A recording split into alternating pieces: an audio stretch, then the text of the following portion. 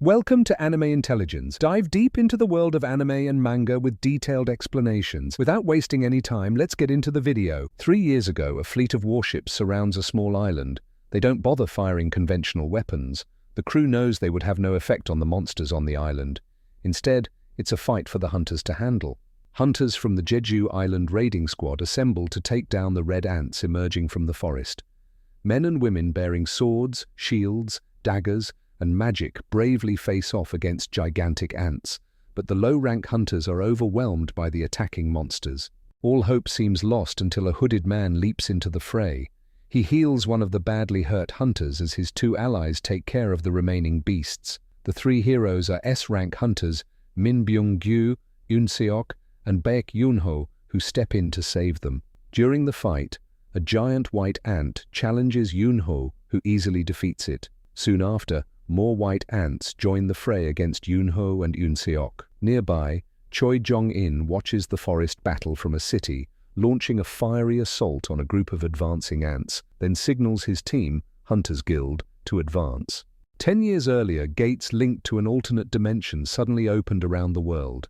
Magic beasts poured through. At the same time, new magical abilities capable of taking on the monsters awakened in some humans. Those people became known as hunters. They're ranked according to the power they contain, from E rank, the lowest, to D, C, B, A, and S rank, the highest. Their powers remain at the level they awakened, never growing any stronger.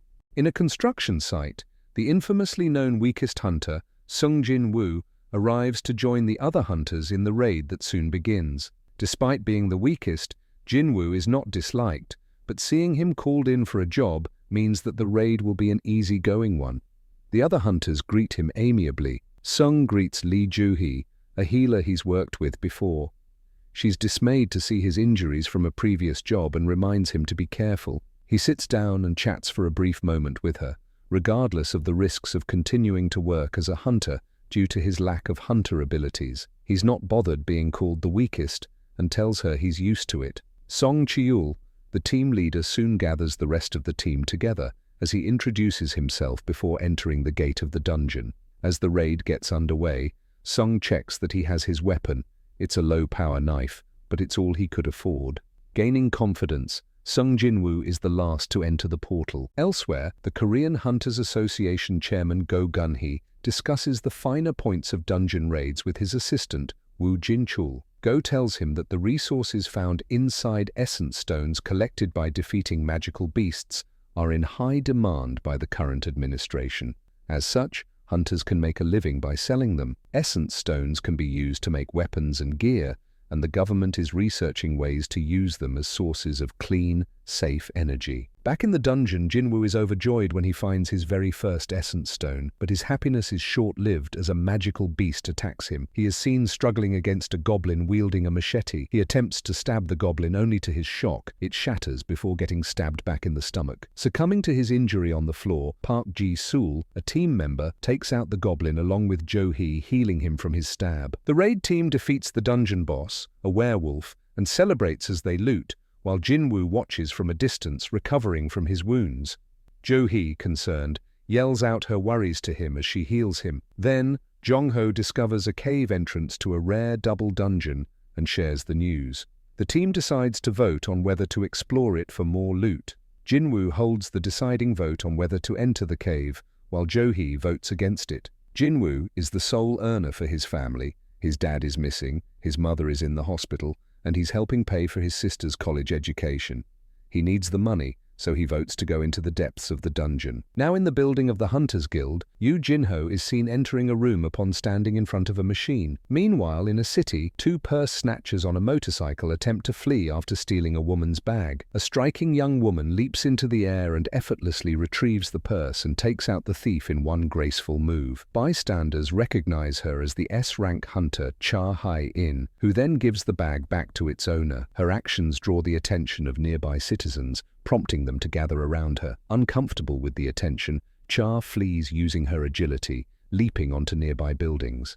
Back to Jin-Woo and his team as they trek through the cave for 40 minutes. Jin-Woo apologizes to Jo-hee for his decisive vote to enter the cave, which led to their current predicament. Jo-hee, visibly frustrated, admonishes Jin-Woo for repeatedly endangering himself, recalling the difficulty of healing his wounds last time. Overcome with guilt, Jin-Woo feels remorse for burdening Jo-hee with his injuries. Sensing Jin-Woo's sadness, Jo-hee reassures him, suggesting that he should treat her sometime to thank her for her unwavering support. Eventually, they reach the end of the tunnel and encounter a massive door.